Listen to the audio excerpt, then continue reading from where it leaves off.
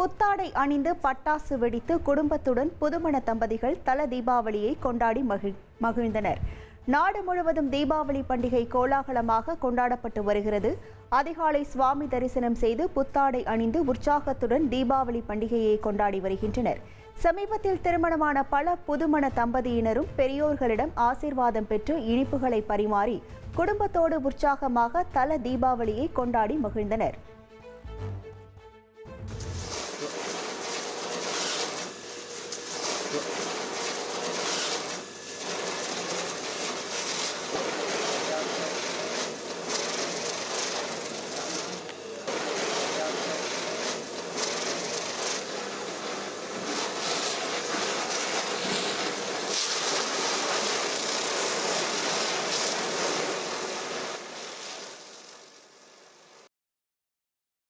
எனக்கு திருமணமாகி இது முதல் தீபாவளி.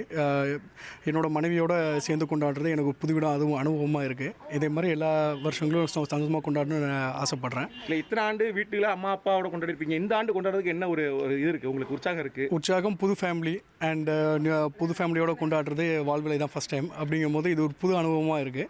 அண்டு என்ன மாதிரி தலை தீபாவளி கொண்டாடுற அனைவருக்கும் தீபாவளி நல்வாழ்த்துக்கு. ரொம்ப சந்தோஷமாக இருக்குது. புது ஃபேமிலி கிடச்சிருக்குது. ஸோ அதில் நம்ம புதுசாக ட்ராவல் பண்ணும்போது புது ஒரு ஃபெஸ்டிவல்ஸ்லாம் வரும்போது ஒரு எல்லாருமே சேர்ந்து என்ஜாய்மெண்ட் பண்ணுறது நல்ல. இத்தனை ஆண்டு ஃபேமிலியோட எல்லாரோட கொண்டாடும் போது இந்த ட்ரிப் உங்களுக்கான புது அனுபவம் என்ன பார்க்குறீங்க? புதுசாக ஹஸ்பண்ட் அப்புறம் மாமியார் எல்லாரும் வந்திருக்கிறாங்க. ஸோ அவங்களோடையும் கொண்டாடும் போது ஒரு புதுசாக ஒரு அனுபவம் இருக்குது. அண்ட் எல்லாத்துக்குமே ஹாப்பி தீபாவளி. சென்னையில் தனது வீட்டின் முன்பு கூடியிருந்த ரசிகர்களை சந்தித்து நடிகர் ரஜினிகாந்த் தீபாவளி வாழ்த்து தெரிவித்தார். ஒவ்வொரு சிறப்பு நாட்கள் அன்றும் நடிகர் ரஜினிகாந்த் தனது ரசிகர்களை சந்திப்பதை வழக்கமாக வைத்துள்ளார். அந்த வகையில் தீபாவளி பண்டிகையை முன்னிட்டு சென்னையில் உள்ள தனது வீட்டின் முன்பாக கூடியிருந்த ரசிகர்களை பார்த்து நடிகர் ரஜினிகாந்த் கையசைத்தார். பின் ரசிகர்களுக்கு தீபாவளி வாழ்த்து தெரிவித்த அவர் சந்தோஷமாகவும் ஆரோக்கியமாகவும் இருக்க ஆண்டவனை பிரார்த்திப்பதாக கூறினார்.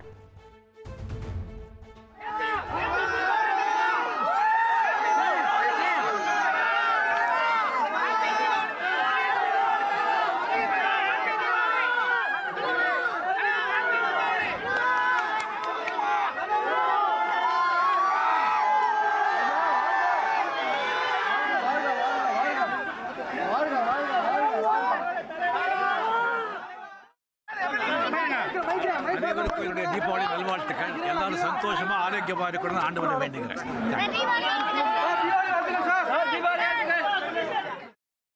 தீபாவளி அன்று ரஜினியை பார்ப்பதற்காக அவரது வீட்டிற்கு வெளியே காத்திருந்த ரசிகர்கள் தெரிவித்த கருத்துக்களை பார்க்கலாம். பாபாஜி பக்கத்து தலைவர் இமயமலை போறாரு. தலைவரை பார்த்தா நான் இமயமலை போன மாதிரி அதாங்க.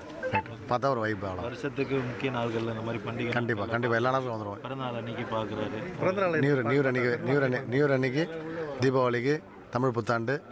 நான் வந்து தலைவருடைய சின்ன வயசு ஃபேன் தான். அவருடைய படங்கள் எல்லாமே பார்ப்பேன். அவர் பார்த்தால ஒரு இது மாஸ் எனர்ஜி கிடைக்கும். இவ்வளோ பெரிய ஆள் இருந்தால் அவருடைய எனர்ஜி வந்து வேறு லெவலு. இந்த வயசில் நடிக்கிறாருன்னா அந்த நடிகை நடிக்க முடியாது. பாபாஜி மறு பிறவி தலைவர் சொல்லலாம். தலைவர் சார்பாக அனைவருக்கும் வாழ்த்துக்கள். ஐயா வந்து மலைக்கு போயிட்டு வந்திருக்காரு, இமயமலைக்கு.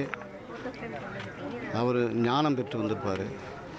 அவரை பார்க்கும்போது நம்ம மனசுலேயும் ஒரு புது சிந்தனை, புது வெளிச்சம், புது வழி பிறக்கும்.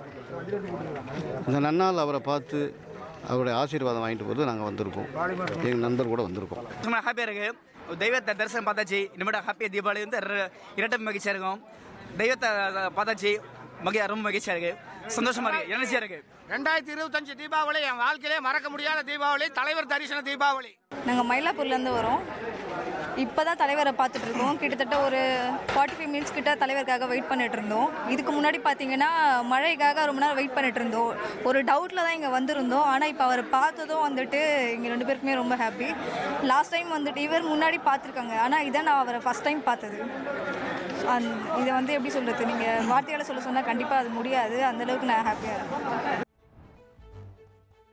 பிரதமர் மோடி நிகழாண்டு தீபாவளியை கடற்படை வீரர்களுடன் இணைந்து INS விக்ராந்த் போர்க்கப்பலில் கொண்டாடினார். தீபாவளியையொட்டி கோவா சென்ற பிரதமர் மோடி INS விக்ராந்த் போர்க்கப்பலில் கடற்படை வீரர்களுடன் தங்கியிருந்தார். பின்னர் தீபாவளியையொட்டி கடற்படை வீரர்களுக்கு இனிப்பு ஊட்டி பிரதமர் மோடி வாழ்த்து தெரிவித்தார்.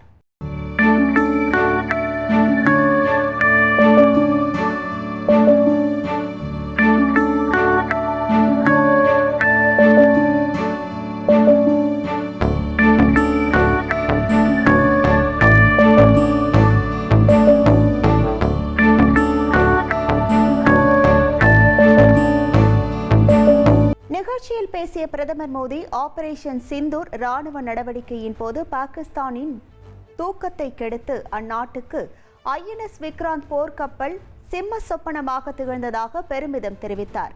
இந்திய பாதுகாப்பு படையின் பலத்தை INS விக்ராந்த் போர்க்கப்பல் பறைசாற்றுவதாக கூறிய அவர் 21ஆம் நூற்றாண்டில் இந்தியாவின் கடின உழைப்பு, திறமை மற்றும் கடமைக்கு சான்றாக விளங்குவதாக குறிப்பிட்டார்.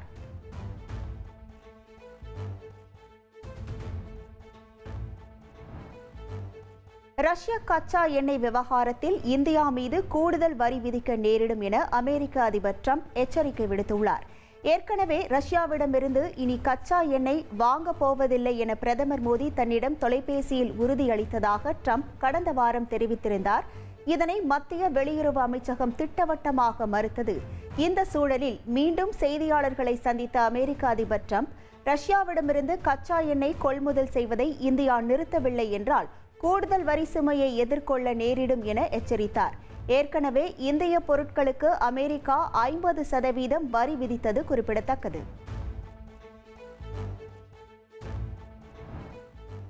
உலக புகழ்பெற்ற பாரிஸ் லூவர் அருங்காட்சியகத்தில் புகுந்து விலை மதிப்பற்ற நகைகளை திருடிய 4 பேர் மீது சட்டப்படி நடவடிக்கை எடுக்கப்படும் என பிரான்ஸ் அதிபர் இமானுவேல் மேக்ரான் சூளுரைத்தார்.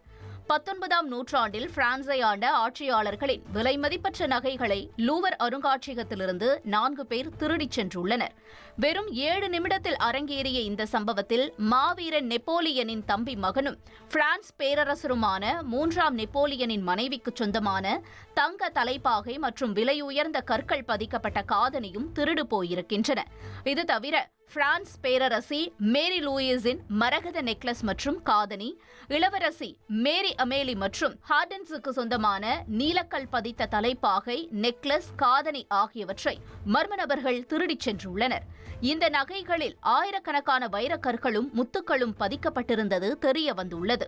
சம்பவ இடத்தில் பேரரசி யூஜினியின் தலைப்பாகை உட்பட 2 நகைகள் சேதமடைந்த நிலையில் மீட்கப்பட்டு சோதனைக்கு அனுப்பி வைக்கப்பட்டுள்ளன. இதனிடையே லூவர் அருங்காட்சியகத்தில் புகுந்து நகைகளை திருடியவர்களை கண்டுபிடித்து சட்டப்படி நடவடிக்கை எடுக்கப்படும் என பிரான்ஸ் அதிபர் இமானுவேல் மேக்ரான் சூளுரைத்தார். மேலும் இந்த சம்பவம் பிரான்ஸ் கலாச்சாரத்தின் மீது விழுந்த பலமான தாக்குதல் என்றும் அவர் வேதனை தெரிவித்தார்.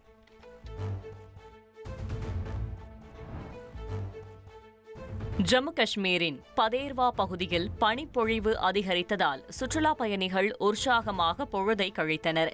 ஜம்மு காஷ்மீரின் பதேர்வா பதான்கோட் நெடுஞ்சாலையில் இருந்து ஏறத்தாழ 9500 அடி உயரத்தில் அமைந்துள்ள குல்டாண்டா பகுதியில் பனிப்பொழிவு அதிகரித்து காணப்படுகிறது.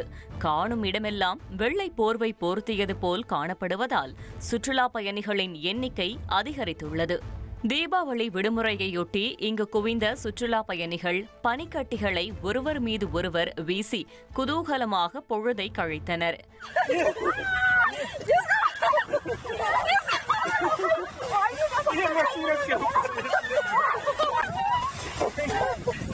மேலும் தேனிலவு காண வந்த புதுமண தம்பதிகள் பனி பிரதேசத்தில் ஆனந்தமாக நடனமாடினர்.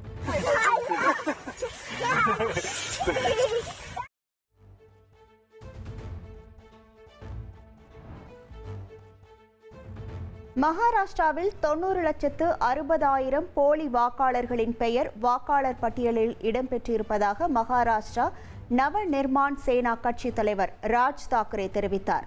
மகாராஷ்டிரா உள்ளாட்சி தேர்தலையொட்டி மும்பையில் பிரச்சாரம் செய்த அவர் தேர்தல் ஆணையத்தின் மீது இந்த குற்றச்சாட்டை முன்வைத்தார்.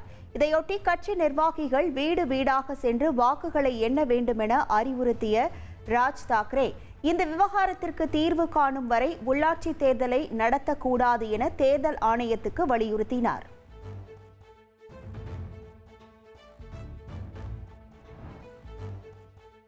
பீகார் சட்டப்பேரவை தேர்தல் முடிந்ததும் நிதிஷ்குமாரை மீண்டும் முதலமைச்சராக எம்எல்ஏக்கள் தேர்ந்தெடுப்பர் என லோக் ஜனசக்தி கட்சித் தலைவர் சிராக் பாஸ்வான் தெரிவித்துள்ளார். பாஜக தலைமையிலான என்டிஏ கூட்டணியில் அங்கம் வகிக்கும் அவர் பாட்னாவில் செய்தியாளர்களை சந்தித்த போது இந்த கருத்தை முன்வைத்தார். தேர்தல் முடிந்த பின்னர் தான் முதலமைச்சரை தேர்ந்தெடுப்போம் என பாஜக மூத்த தலைவரும் மத்திய அமைச்சருமான அமித்ஷா ஏற்கனவே தெரிவித்திருந்த நிலையில் அதற்கு மாறாக நிதிஷ்குமாரை மீண்டும் சிராக் பாஸ்வான் முதலமைச்சராக முன்மொழிந்திருப்பது குறிப்பிடத்தக்கது. ஹைதராபாத்தில் எருமை மற்றும் காளையாட்ட திருவிழா கோலாகலமாக நடைபெற்றது.